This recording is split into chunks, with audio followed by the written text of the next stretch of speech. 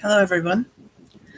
I'm trying to figure out what I can do before anyone arrives in the room that will keep people interested in sticking around when they do come in, when they come in to see the video later. I have so much to learn. It's like, wow. I so admire people that have it all together and can do all kinds of fancy things with their videos. And it's like, wow. I wish. Okay. We're going to be talking about ghosts, and I have written down some of the stories so I don't forget them. Um, these are all original. I was able to get one friend to give me a story. I went to my Reiki meeting last night, and the friend that I know has stories wasn't there, so I didn't get any more of that kind of thing. But we'll review some things about manifesting, some ideas I have about that before we start on the ghost stuff. And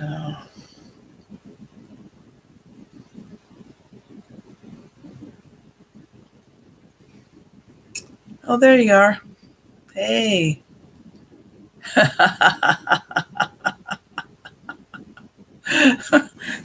Who can get in here first? Hi, everyone. How are you all today? Yeah, I still haven't gotten all this figured out yet. So, in the sense of possibly when it goes up for publication on YouTube, I can put some things on it. I don't know.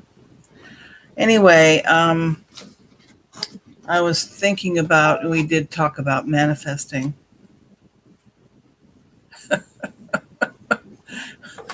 Hello, Scott, Ma, Claire. How are you all? I'll behave. No, don't ever behave, please. Life is too boring. um, but we were talking about manifesting last week, and we were I told you about my manifesting stories that from basically a thought or a request or whatever it is you want to call it, a request to the universe or a particular wish one has that can be brought into the physical realm somehow. And I think we're seeing this a lot, especially with this particular timeline, that it seems to be happening more often. Time slips happen more often. It's like, at least to me, so it's a little weird, But I was thinking that, since most things have a balance of one way or the other, that it's I was thinking it's possible if we can manifest from non-physical to physical, we probably can manifest from physical to non-physical. And I think this is where we see things like entities sometimes. I think they're when people say they conjure up something, people into the dark stuff. I think they really do. They do conjure stuff up. I mean, it goes from the physical realm and created into the non-physical. Oh God, 3 teachers. Shit. Oh, I don't know if I could handle that. Wow. I know we all look a little different after this last shift. I have more double chin than I used to have. I'm heavier. It's like, damn, makes you like, why do I bother dieting? Wow. In what way did they change? Was it how they spoke, their mannerisms, their appearance?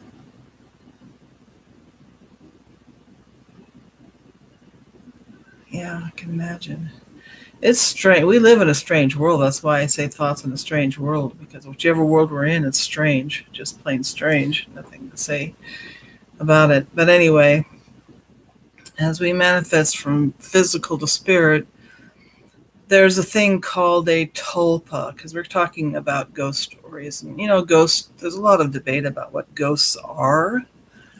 Um, everything from, hallucination to uh, time warp of some kind, or stone tape theory, where they think that the minerals or whatever in the environment, or the quality of the environment earthwise, helps store information from the past, or we're looking into other dimensions, or things like this.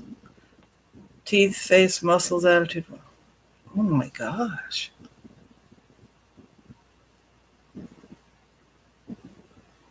Hi, Lucky. We're talking about strange stuff again. Aren't we always? Wow. I mean, that would be creepy. I'm sorry, that would creep me out. Because, you get to know your teachers, kids' teachers. Yeah, that I want to hear the stories, man. I want to hear about that. Anyway, but a tulpa, I was thinking about, manifesting. Well, that's what a tulpa is. I'm going to move this a little bit this way so I don't have to lean forward. A tulpa is, Indian concept. It's, I'll get my notes here. It's a part of what they call mysticism, which means a being of or object which is created through spiritual or mental powers. That's kind of what manifesting is, and this has been around quite a long time, until it was snagged by the Western world in the early 20th century, and really embraced by the Theosophists. And the word means emanation or manifestation. So this whole idea of manifesting has been around a long time, way before the Secret, TV show and stuff. So once again, the Indian people in India are way ahead of us.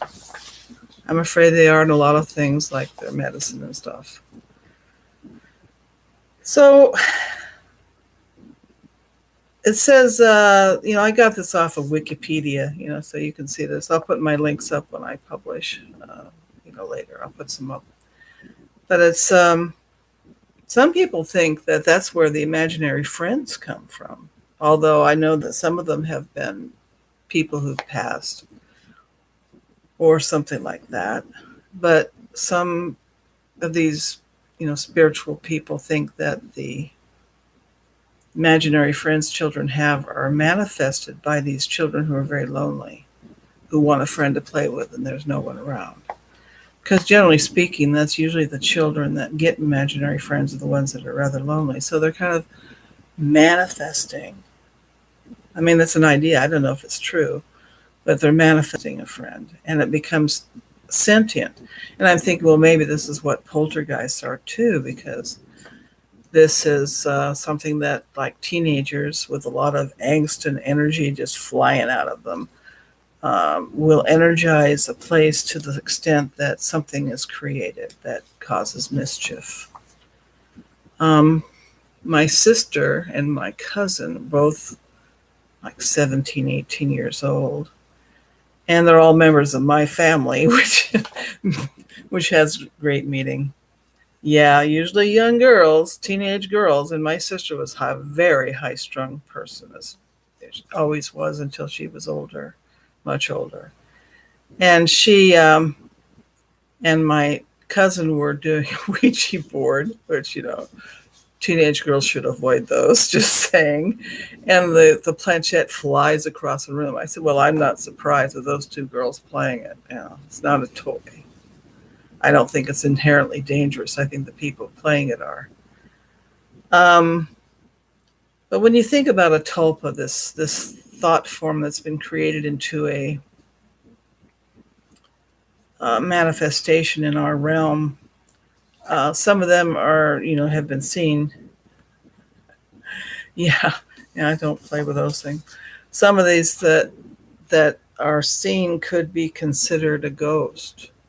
We have ghost is a very general expression and term. I mean, A lot of people will call a ghost when, that's just means that you saw something that wasn't physically there, couldn't possibly be there. And, that I was thinking that there's a lot of thought forms that have manifested into paranormal activity in our world. And that's why places where dark arts have been practiced can have really bad vibes and bad energies, and have perhaps some kind of entity they created or called forth. I mean, I don't know. This is just an idea. Yeah, and it's like, people just, they watch too many movies and they just think that they can do anything they want and they're going to be okay. Okay. Theosophist Annie Besant, in her book Thought Forms, divides them into three classes, these tulpas. Forms that in the shape of the person who creates them, forms that resemble people or objects and may become ensouled or by nature spirits or by the dead. That's what the golem, the Jewish tradition of the golem made of mud, they infuse with life that becomes a protector.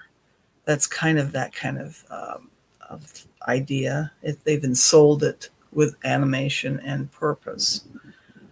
And then there's forms that represent inherent qualities from the astral mental plane, such as emotions. I think that's what the poltergeist things. The emotions become a physical force that disrupts life because for some reason they can't express their angst, so it expresses in other ways. But what about those experiences that don't fall into the realm of tulpas? It doesn't answer all the questions. I'm not sure we're creating all of them. I think some of them are actually something else.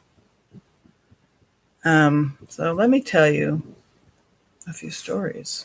Now, I make notes because, I'm almost 64, so I have a good memory, but I don't want to get off track. Now, my mother was born in 1917, and she grew up along the Columbia River in Washington, along the river in Alder Creek area. And it's all underwater now because of the dams they installed years ago. And she lived a lot of the time with my great-grandmother because her mother had migraines on a regular basis. Hi, Scott. Glad you made it. And she was, part of a family that believed in spiritual things. Okay. Great-grandmother was a Baptist, but I don't think she was limited by that religion in any way in her ideas.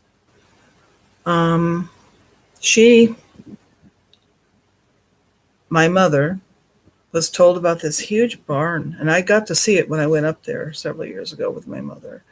This huge, old barn, all faded and blackish, 2-story, how they would have the hay bins at the top, hay loft, I guess it is. And the tradition was, it was Indian Johnson's house. And, this is back when, people didn't have politically correct attitudes. They didn't call it the Native American Johnson house. They called it Indian Johnson house.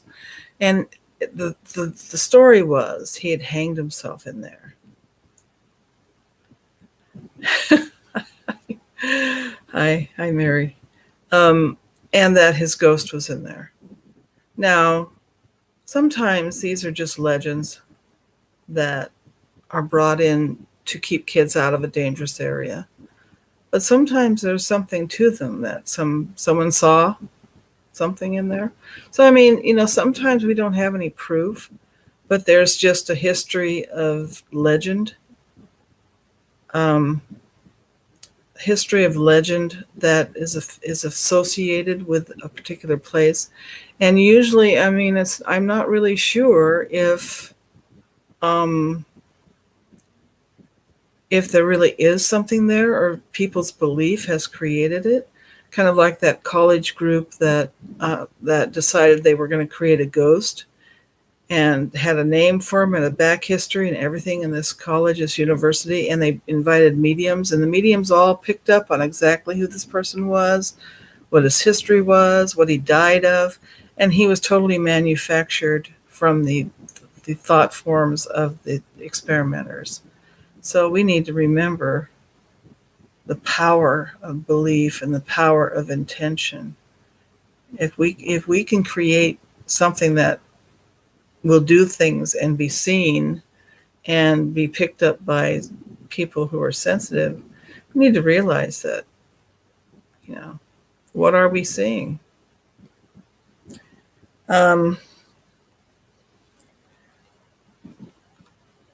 And my great grandmother's house that was along the river there was moved and made into a museum when they dammed the river up because it's all. And there were burial grounds near there too, because my mother used to say they'd find bones eroding off the cliffs, which is sad because, I mean, erosion's going to happen. It wasn't the best place to put your dead. We don't know how it looked when they were actually buried there. But she said the anthills would show Native American beads because the ants would find them and use them to support their little mound, and they'd find little bones and they'd find beads and things like that. So it was a heavily populated area at one time by the natives until disease and whatnot decimated them terribly. Disease killed a lot of them and they had no immunity. It's just tragic, very tragic. But my sister, who was born very sensitive, had horrible nightmares as a child, was very sensitive, would out-of-body travel. She'd have precognition dreams. She had a miserable time. She hated being that way. She really did. It frightened her. She didn't have the emotional strength to deal with it. And she set up on Graham, they called her Graham, the great-grandmother, that up their stairs to the second floor, there was a spot on the stairs that really, really creeped her out. Now, stairs are notorious for being haunted because a lot of people get hurt on them. So,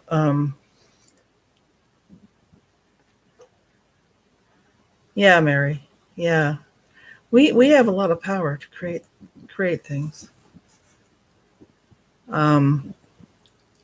Anyway, so stairways are notorious for hauntings. Hearing people go up them and down them because they're a place of passage. That's why hallways are also, because it's a concentrated pathway. My mother, she's my mother. So, she had some strange experiences.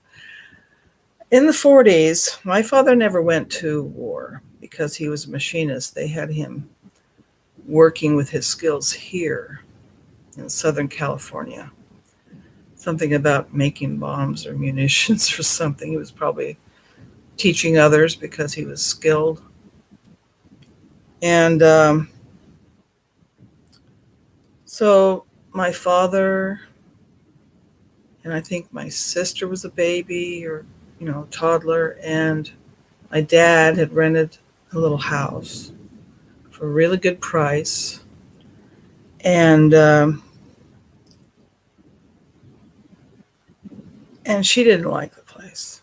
But I mean, beggars can't be choosers, The economy was tight during the war. And high bubbles. And funny thing was,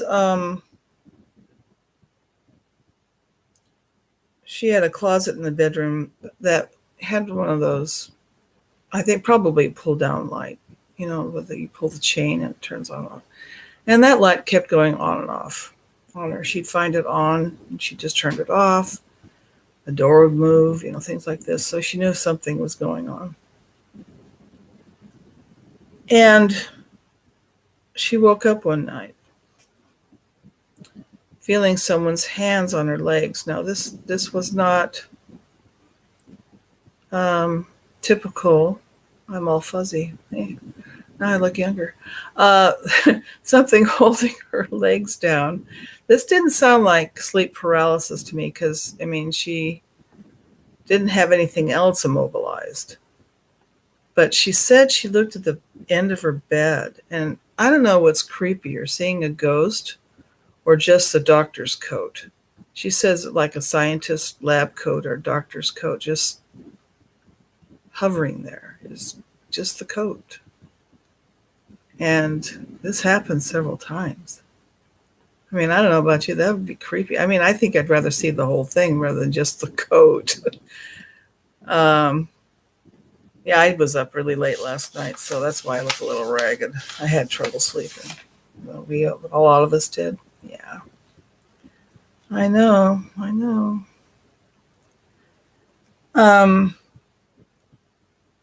So I think my mother, being sensitive that she was seeing whatever entity was there, and I don't know what they were trying to convey or what, but it was, I don't know if it was human in origin or non-human, but it was scary, and she couldn't wake up my dad. It's like, it's always that way, isn't it? Something happens to the woman, she can't wake up her husband, or vice versa. Like they're out like a light. Yeah, I'd rather see a person inside the coat, not just the coat. Oh, nothing. Please don't touch me. Ghosties, don't do that. The next experience, they had another house in Los Angeles, and my uncle, my dad's brother, Haynes, was living there previously with his family. So I'm not sure. I think it's in the 40s because my sister is, probably a year old or so. Or, 2. And the rent was really cheap. Let that be a warning. You find something, the rent's really cheap, there's a reason. Anyway, so they're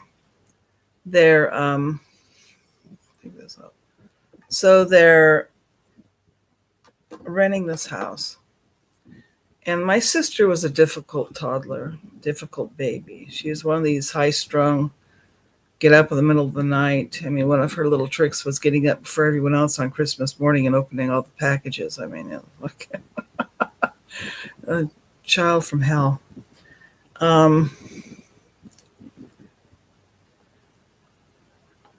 Oh, Bubbles, that doesn't sound like fun. Protect yourself before you go to bed. Yeah. Yeah, Scott, I think you'd scare them more than they'd scare you. Yeah. It's the baldness, right?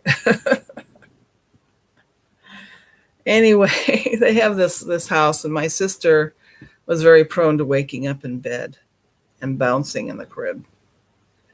I mean, I can't blame her. That sounds like fun, right? So one night they hear the boing, boing, boing, boing of the crib. And my mom says, it's your turn to go get the little girl and put her back down. And he goes in there, and you're kind of when you wake up in the middle of the night, and he reaches out to embrace her because he sees my sister in the bed. Okay, reaches out to grab her to lay her back down, and the baby flies up out of his arms and over across the room into the fireplace. And he's probably like, and he looks down, and my sister's asleep for once in her life. And, this, I don't know if this happened more than once, but at least happened once. And after, they moved out of the house, the Uncle Haynes says, did you see the ghostie? And apparently he knew all about this, whatever it was, whether it was a ghost or entity or imp or I don't know. I mean, what do we know? What are we seeing? We don't know what we're seeing. So, I mean, that was a joke. I said, leave it to your brother to pull one like that on you, right? Okay, next story.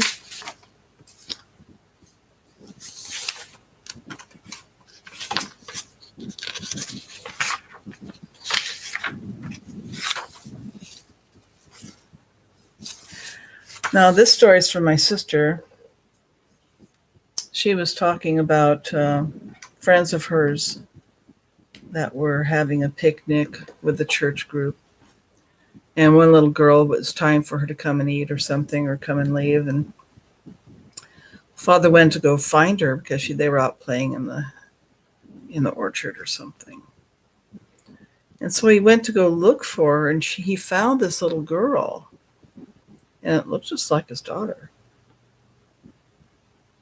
But as he approached this little girl, it smiled, and it had sharp teeth and little pointed ears. I don't know if that's a ghost or an imp or I don't know. And then it just disappeared. He finally found his daughter, but that left him a little shaken. Now,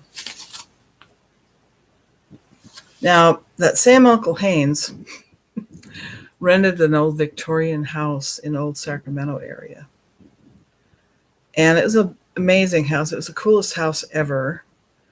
We lived there because my mother had separated from my father, and my uncle had asked her to take over the snack bar at the Water Resources building where the engineers and stuff for the state work. And because he was losing his sight because of diabetes. And we lived in the basement. We slept in the basement. And I tell you, if I ever smell that particular smell, it'll take me right back there. It's a very odd smell. Oh no. Yeah, you got to put your foot down with spirits. Anyway, we'll go over that in a minute. Anyway, there were several houses, and this is a story that a carpenter that had worked on several of the houses haunted them and kept an eye on them. He had passed. These were built probably 1902, 1910. I mean, or 1890. I'm not sure when they're built. Victorian era. I haven't looked up what those years are. But it was, we'd hear footsteps, toilets flushing, which might have been a poltergeist thing because of my cousin. But I mean, he was supposedly seen by a lot of people. Well, one day I was 8 years old. I was walking up the stairway that goes from the basement to the probably kitchen area. And it's pretty steep, and there's only a flip switch at the top. And I'm walking up it, and the light goes off. And I mean, okay. And I immediately became angry. And I said, that's not a nice thing to do to an 8-year-old girl. I mean, this is what you got to do. You got to put your foot down. Never happened again. No. Was that really the ghost? Very possible, because that switch did not turn on and off on its own. It wasn't easy to turn on and off. So, yeah, that's weird. I have an attitude. I have a reputation on the other side. You don't mess with me. Okay. In my current home, this is not all the stuff that's gone on, but we have one little thing that's been seen. I haven't seen it, but my kids have seen it. My sister's seen it. And it's a little white dog running through the house. I mean, that's kind of a strange thing to see in a house. I think there was only one owner before us. I'm going, well, where that, you know, was the dog on the property? Was the spirit of the dog on the property? Is it a piece of time? Well,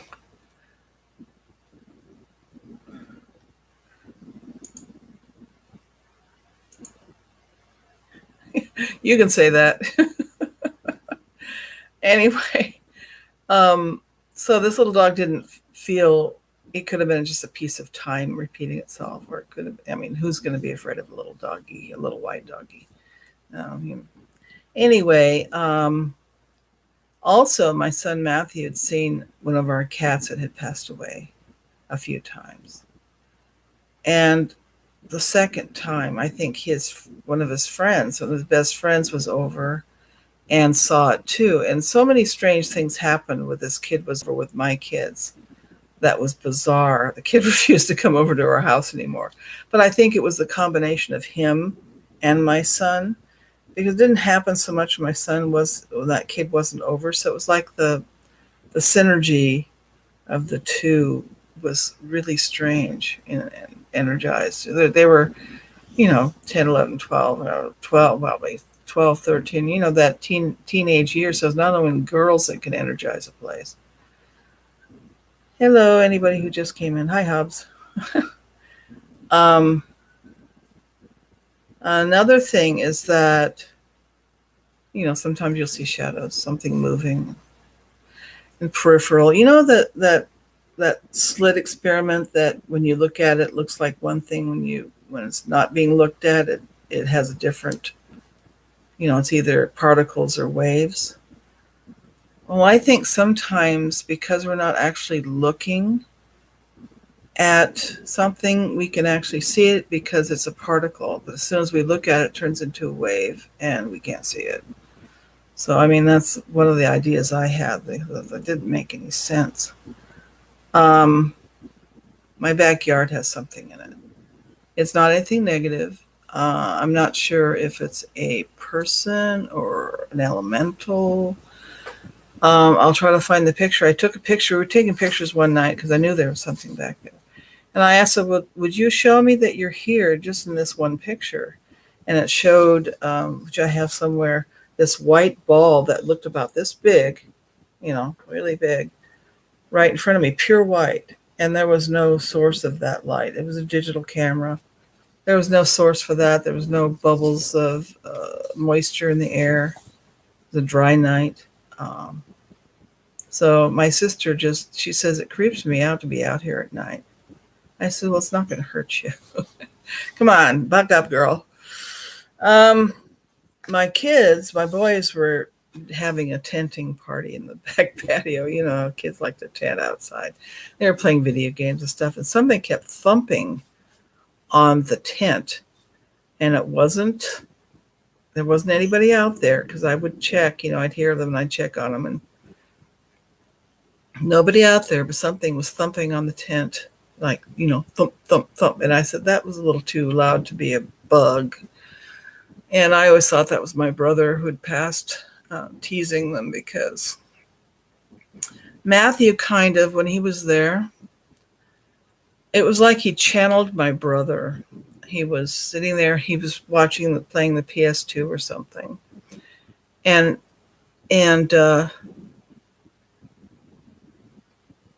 he says, my son Matthew says, he's a little guy, he says, wow, I didn't have this sort of thing when I was young.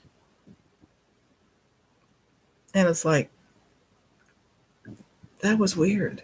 I mean, sometimes things just do, we don't know what's going on. The one thing that I did actually see with my eyes, it was an August day. It was 105 out. It was horrible. And I had dropped my son off at one of his friend's house, heading home in the neighborhood I used to live in. And I was an intersection I knew very well. It had 1950s houses to the left of me, and I'm in the right lane, of course. So there's a normal car lane next to me going the other direction. There's no cars, nobody turning there, no traffic at all. I'm about to turn left as soon as the light changes and gives me a left arrow. And I'm always watching for pedestrians because people are clueless and they'll walk right into your car. And I look to my left and I see this man walking, solid as you or I. And he's wearing, it looks like a wool uniform.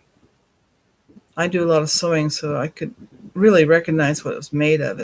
It was like old-fashioned kind of uniform with an Eisenhower jacket, no hat, and it was a medium blue. It wasn't military. So I'm thinking, well, I'm thinking it looks like a postman or something. No hat though. But I'm looking at it and I'm just like going, man, how can he stand to wear that in 105-degree weather? I mean, everyone else is in tank tops and shorts because it's horribly hot. And I look left, I see him, I look like that, and I come back and he's gone. And there's nowhere for him to go because it's only the side of a house there. There's nowhere for him to go. He just disappeared. And I just saw a ghost. What, some people would call a ghost, but probably a time slip or a piece of time that replayed that I was able to see. My daughter and I were staying at the Charlotte Hotel in, what's the city?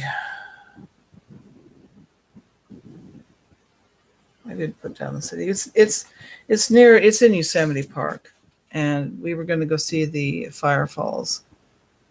And it's a lovely hotel.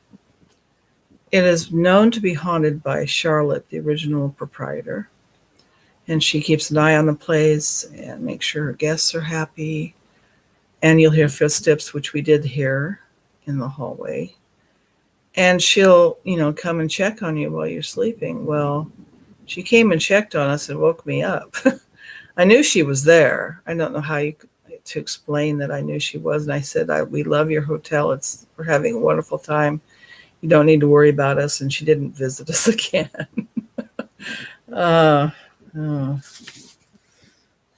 We stayed for 2 nights and then, she didn't bother us the second night. In the same place across the street is another hotel, and it's older. It has an older part. It's one of the oldest. It has one of the oldest pubs and hotels in California. Of course, they've added on to it and modernized and all that. We're walking along the sidewalk, and we're about to approach because we want to take a look at it. And we get to one of the oldest side of it, and I immediately get a headache, and she gets sick to her stomach. And I'm just going, oh, this isn't good. I said, let's just turn around and, leave. And I was thinking, there's a restaurant there and people are eating away. I said, I don't know how they can sleep or eat in that place because it had some pretty bad energy there. And the lady that ran it just passed away. So maybe she was keeping it at bay, but I don't know. It wasn't pleasant.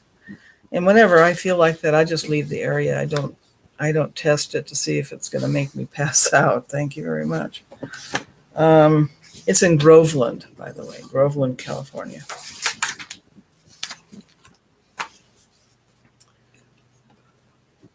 And Scott says, I do wonder if we sometimes see other realities. I certainly see them in my sleep, so possible also when we are awake, I think. Oh, yeah.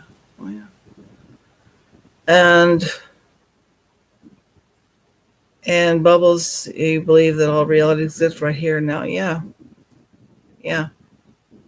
That's what the scientists say, that all timelines and all time and all space is all in the same place. There's different dimensions, different this and that. You saw some people lucky from the past when you were in an old ruin and talked to them.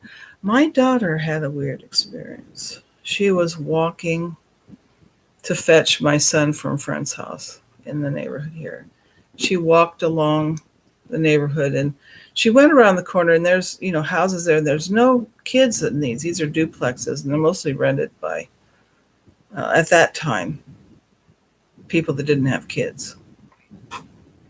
So there was no group of kids. But she walks there and she sees a group of children, teenagers standing there on a lawn, just standing there. And she said they kind of looked like they were wearing clothes that weren't very modern, like from the 60s or something, 70s. And they talked to her and told her, to be safe and take care of herself. That's unusual for teenagers to talk to someone just walking by. They're here. People aren't that friendly in California. Not young people anyway. So my daughter said it was weird. Their behavior and how they looked was strange. And she never saw them again. They weren't there when she came back home. She talked to them, kind of like what you experienced, Lucky. I mean,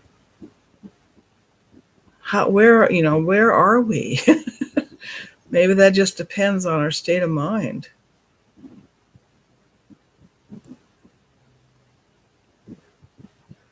Scott Balo. He saw a car slipping backwards into a lake. Oh, that's creepy.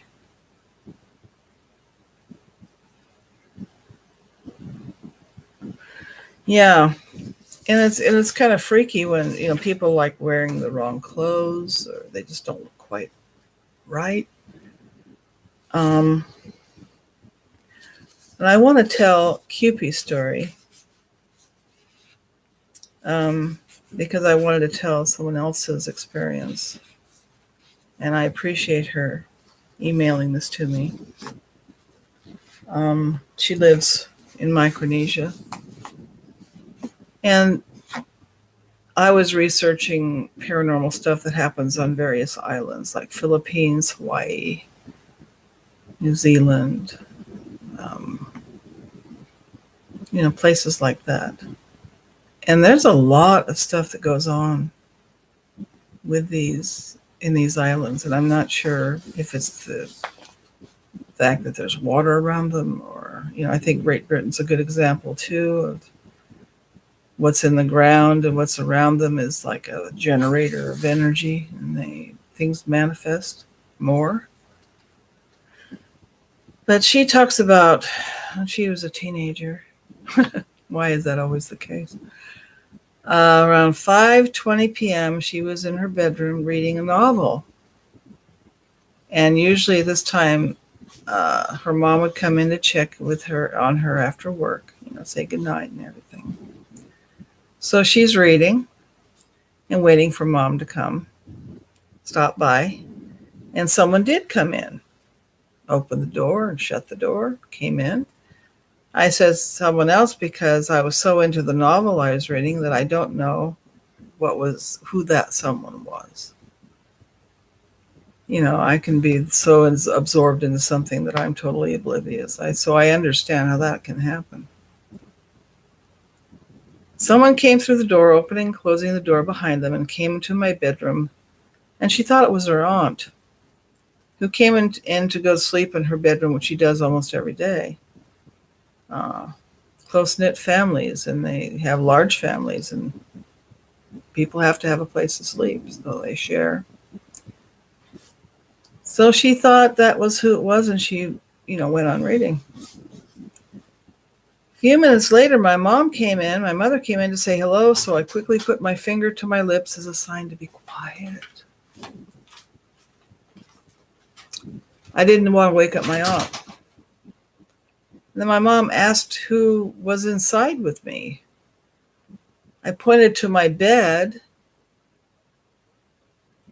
and noticed it was empty. She went back over in her mind about what she saw. Like, what was that? And she says it was a figure of someone wearing a white shirt. And it was a guy. It was a man. He strode through my room while I was too busy with the novel to notice him fully. She said she's around 14 or 15 at the time. This ghostly appearance usually shows a man in his early 20s to 30s, she says. He has curly hair. He is darker than most and wearing a white t-shirt.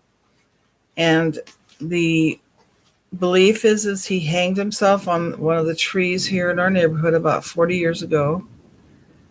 And he's been seen more than once, from time to time. So, I mean, is he a wandering spirit? Or is it a time slip? Does he visit his old stomping grounds?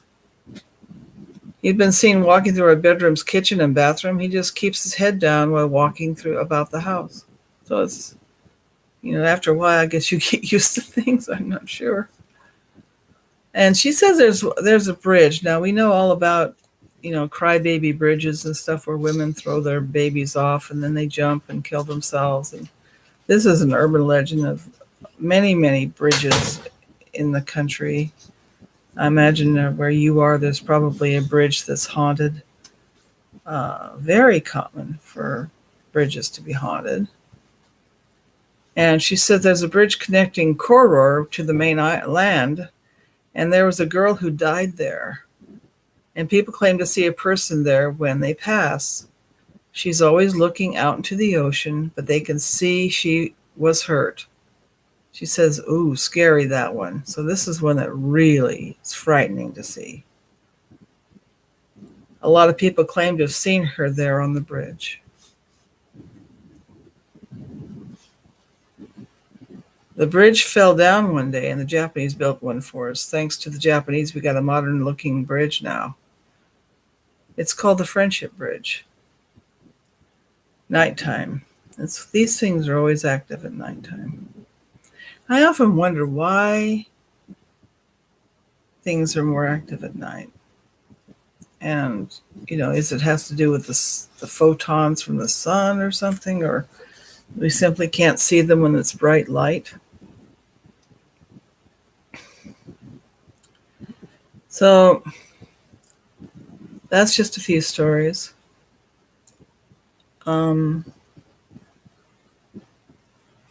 I was at Coloma. That's where gold was discovered in California before the 1849 gold rush. Yeah, the sun's got some kind of energy to it that really, it feels good to be in the sun. So, at least with sunscreen on. For me, I can't be in it for very long. But anyway, we were at Coloma where James Marshall's group found gold. He didn't find it himself. They found a nugget, a nice big gold nugget at the mill there. And it's got a cute little place with little places that are supposed to be authentic buildings or partially authentic buildings. And a museum and a place you can go pan for gold in the Coloma River and a place you can have picnic. It's a nice place. And it has a nice museum that has, facsimiles of the gold nuggets that were found. Of course, they're not the real thing, but they're, look pretty amazing. And you open the museum door and you're looking at the glass case that's got the gold. It looked real. It looked like real gold. I don't know if they plated them or what, but they're these gold nuggets, these big, huge pieces of gold. And that's what you see when you first open the door, because the door opens against the right wall as you enter. And there's a case behind the door too, but you don't see it because the door's there. And I'm looking at the gold nuggets, and I feel like ice was poured on me. That tingling, goosebumpily, creepy feeling. and I know it's behind me. And I turn around slowly and I see this piece of a 3-foot piece of a tree trunk or something, a piece of a tree. I'm not sure it's the whole trunk, but it's a piece of the tree. And the tree had been carved into when people had been massacred there by natives. The atrocities on both sides were just horrible, and this was one of them. And they were buried underneath the tree.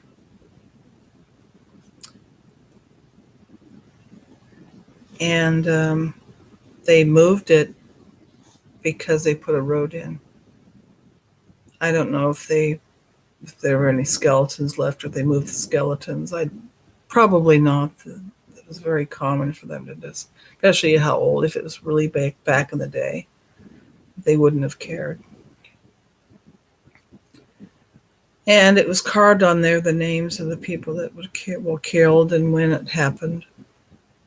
Late some 1800s sometime. And if you bury something in the base of a tree, especially something that degrades, that's biodegradable like a body, that tree's going to use the nutrients to grow. So basically, this tree had absorbed the bodies of these people. I was absolutely horrified because I thought, well, this is not the appropriate place for whatever this is. This monument, this headstone, doesn't belong in a museum. I thought it was really sad. It upset me quite a bit. It freaked me out. And it's just, my first thought was, oh, that was so wrong to do that. And that same day, I was out walking around, and I'm a Reiki practitioner. I don't know if I was then. I don't think I was. But I've always been sensitive to energies. And there was an area that had no buildings on it. It was near a building, but I was walking along, all of a sudden I felt a change in the energy. Hi, Tammy. Hi, Alex. And I walk and I feel the energy, and then I step back and it's different. Don't ask me how I knew. And I went around, I could tell the perimeter of this big circle about 50 feet across that had, it had a shape. There was something different in the circle as opposed to out of the circle. And my kids say, oh, Mom's doing her weird thing again. I don't know what that was. Could have been where there had been native dwelling way, way, way back. Because, it's by a nice river they could fish out of and everything. So, yeah, could totally see them living there. It was a beautiful area. Anyway, so I wanted to, talk about some of the Hawaiian islands have quite a few ghost stories. One of the ones is called the Night Marchers. And on podcasts and stuff, I've heard of people telling their stories of camping in Hawaii and hearing these night marchers outside at night. And the thing is, you're not supposed to bother them or get in their way, that they're dead warriors that are still protecting the island. And they say it's a pretty creepy thing to hear, and you'll see the shadows marching through the growth.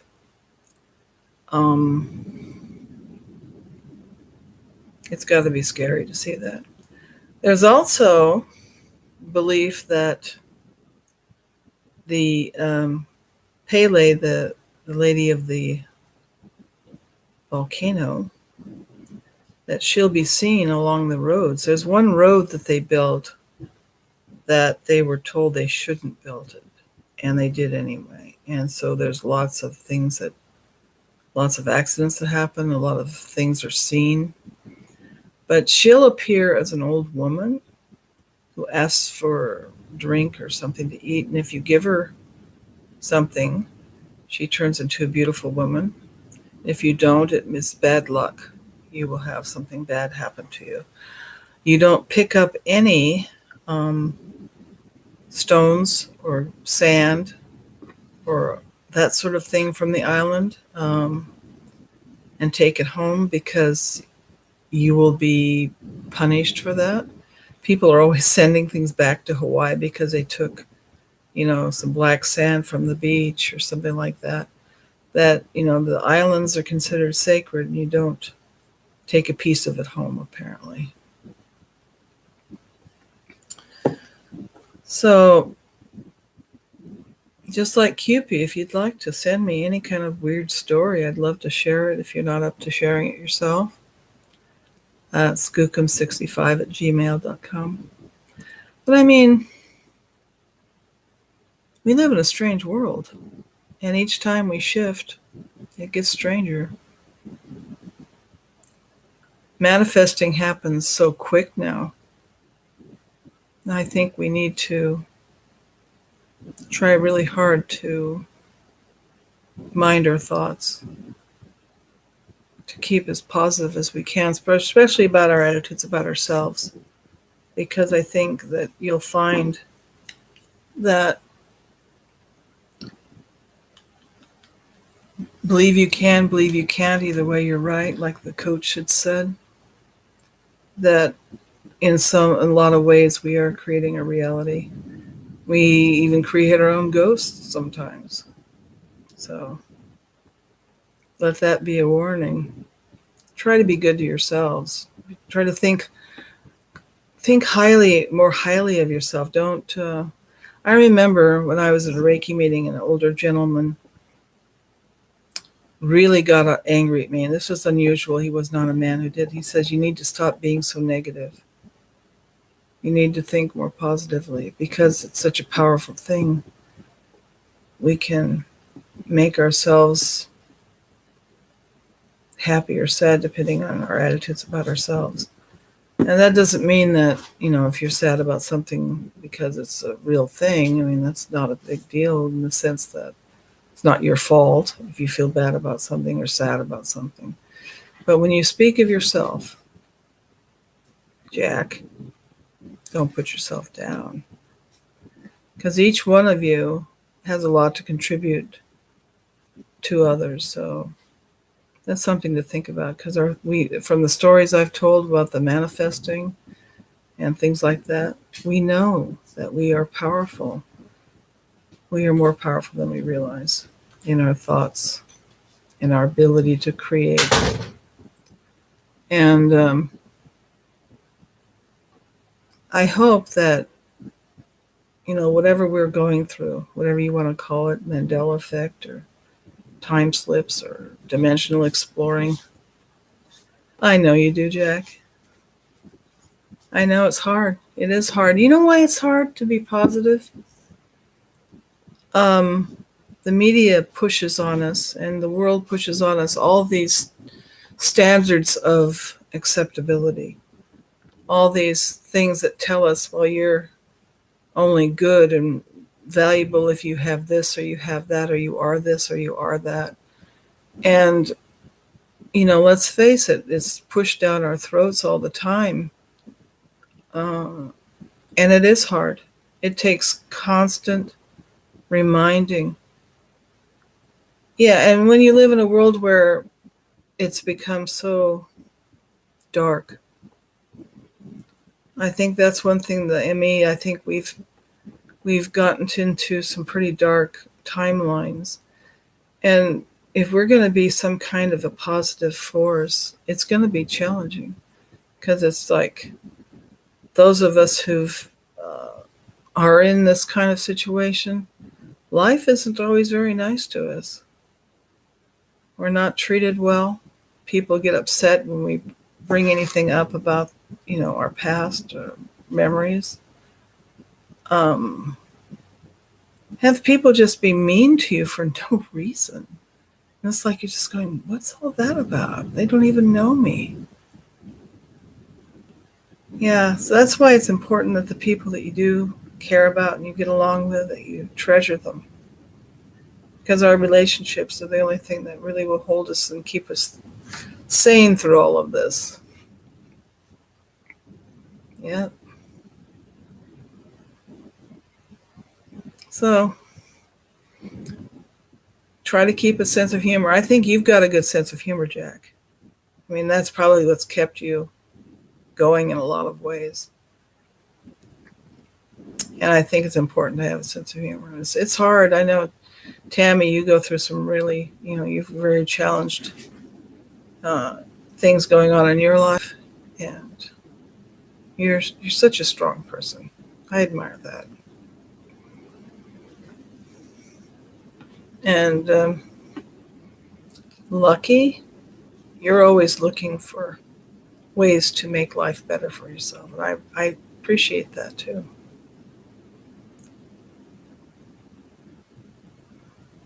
Yeah, but the thing is, the world standards, you may not accept them, but everybody's attitude's colored by them. And so they'll look at you or me or someone like us and say, well, you're not this and you're not that and blah, blah, blah. It's like, well, none of your beeswax, It's easy, to realize it's a lot of people. You can call them NPCs if you want. Sometimes I swear they are. There's nobody in there. You look in their eyes and there's nobody in there. Not really. I mean, they're part of the program, I guess you might say.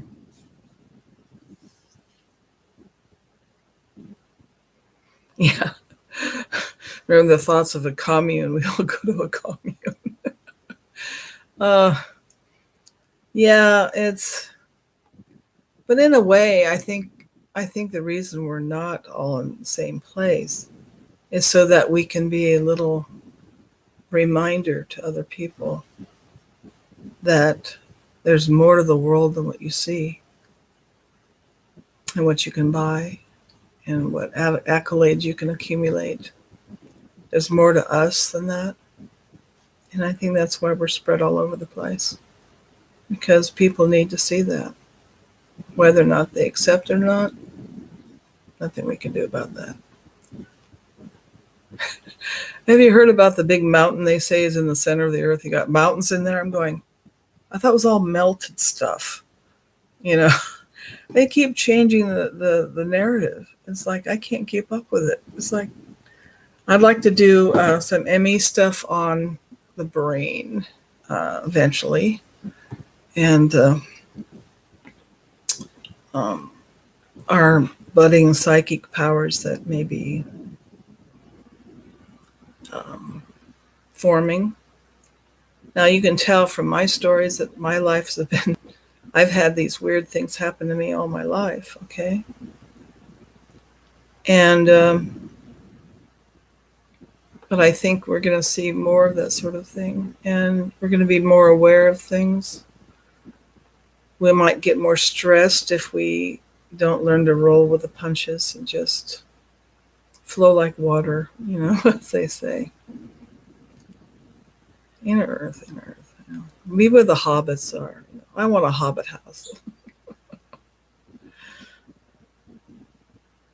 Yeah, you meet people that don't seem to, if you're sensitive to energies, you'll meet people you swear is just like a robot walking around, or they don't have an energy signature that feels human,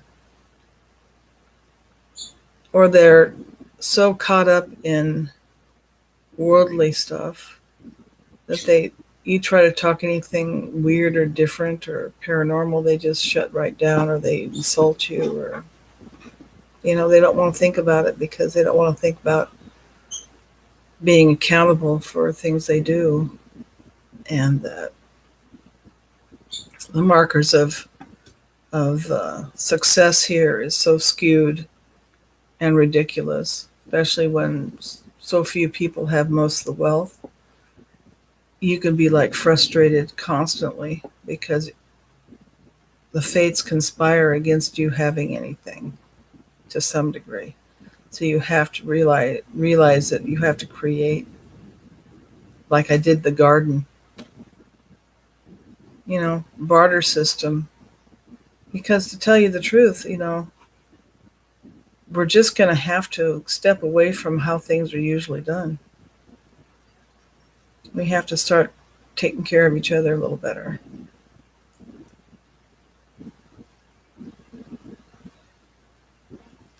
Yeah, I think that it's important that there are people that don't agree with the major narratives of our world. It's important, Bubbles, that there are people here that say, no, I don't agree with you. None of us are yes people. None of us are yes men, are we? We're always like, but I don't agree with that. Why did you do that? I think this is what's going on. No, capitalism is all designed to bring the wealth to the top. That's the whole system designed for that. Yeah. It's working for the 1%. For the rest of us, it's like, oh.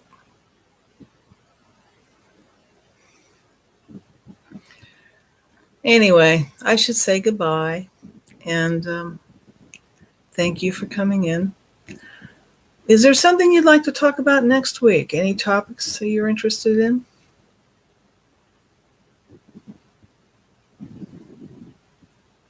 Yeah, we're abrasive people, aren't we? To some extent. I try to be polite about it, but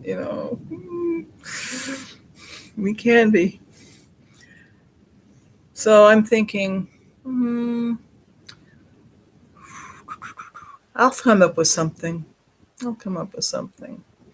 I probably have some more stories, but I'll also be researching some things. I have some really old books, paranormal books, that are just, they're old and they're on the Gutenberg site, which is all free use stuff.